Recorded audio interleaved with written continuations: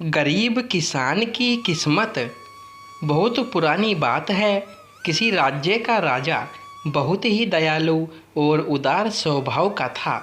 वह हर गरीब की कुछ न कुछ सहायता जरूर करता था। उसके दरबार में आया हुआ कोई भी गरीब कभी भी खाली हाथ नहीं जाता।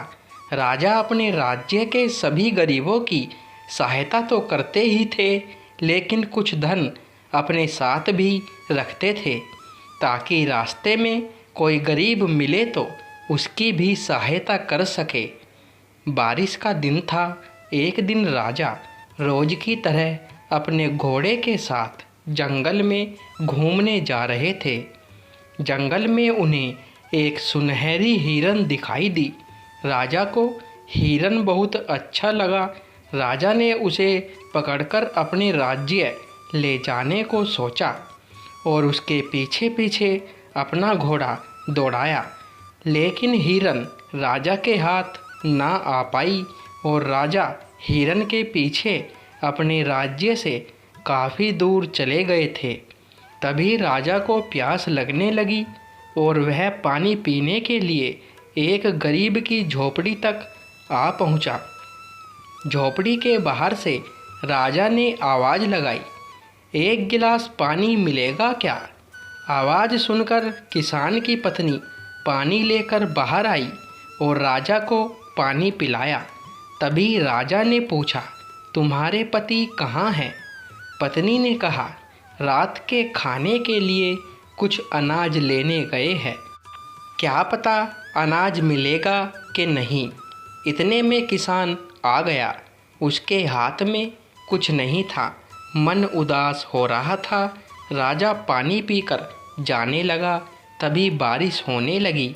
रात भी होने लगी थी। तभी किसान ने कहा कि आज की रात हमारी इस छोटी सी कुटिया में ही सो जाओ, सुबह चले जाना। रात भी काफ़ी हो गई थी। राजा के लिए यही उचित था। राजा उस गरीब किसान की हालत देखकर बहुत दुखी हुआ और जब किसान की पत्नी राजा के लिए कल के बचे हुए चावल बना रही थी, तब राजा ने अपने पास का सारा धन किसान को दे दिया और कहा, इस धन के बारे में अपनी पत्नी को सुबह बताना। मेरे जाने के बाद किसान ने बिना बताए धन को पानी के खाली मटके में रख दिया। चावल सिर्फ एक ही आदमी के खाने जितने थे। उन दोनों को बहुत बुरा लग रहा था। चावल इतने से ही है, अगर राजा भूखे रह गए तो उनको बहुत बुरा लगेगा। जैसे तैसे घबराते हुए उसने राजा के सामने चावल रखे और बोला, महाराज, हमारे घर में यही पकवान है। राजा ने चावल खाए और राजा बोला, अरे वाह, इन चावल के आगे तो पकवान भी फीके पड़ जाते हैं। राजा चावल खाकर सो गया और किसान तथा उसकी पत्नी भी सो गई।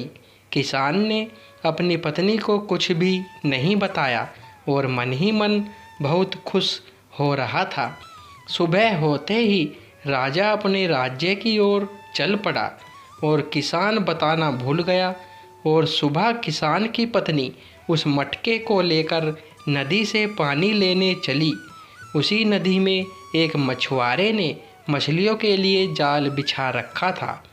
किसान की पत्नी ने पानी भरने के लिए मटके को पानी में डाला और सारा धन उस जाल में जाकर अटक गया और वह तो पानी भरकर घर आ गई। उसकी पत्नी के हाथ में पानी का मटका देखकर किसान पूरी तरह हक्का बक्का हो गया। उसने पत्नी से पूछा तो उसने कहा, मुझे क्या पता, आपने पहले नहीं बताया। किसान धन को ढूंढने नदी पे गया। वह वहाँ जाता उससे पहले मछुआरा वह धन लेकर चला गया। किसान ने ढूंढने की बहुत कोशिश की, लेकिन धन नहीं मिला और उदास होकर वापस चल पड़ा। तभी रास्ते में एक बूढ़ा साधु मिला। साधु ने किसान का चेहरा देखकर पूछा, बहुत दुखी हो, शायद कुछ ढूंढ रहे हो। किसान ने सारी बात बताई तो साधु ने कहा, वह धन तुम्हारी किस्मत में ही नहीं था। जिसकी किस्मत में था उसे मिल गया।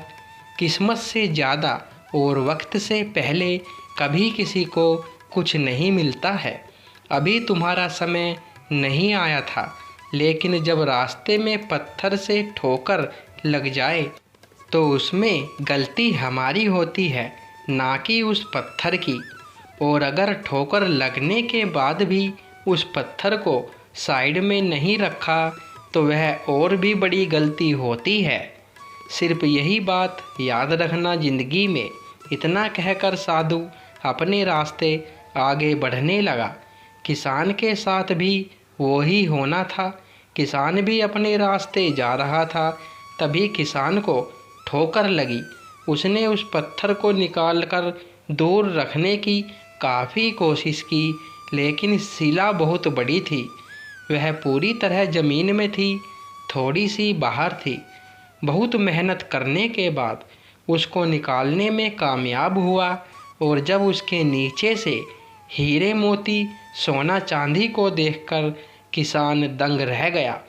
उसने सारे धन को अपने साथ ले जाकर अपनी पत्नी को बताया। दोनों बहुत खुश हुए और आखिर उसको पता चल ही गया, जिसकी किस्मत में जो लिखा होता है वो ही उसको मिलता है। उसने एक बहुत बड़ा बंगला बनाया और काफ़ी खुशी की ज़िंदगी जीने लगे।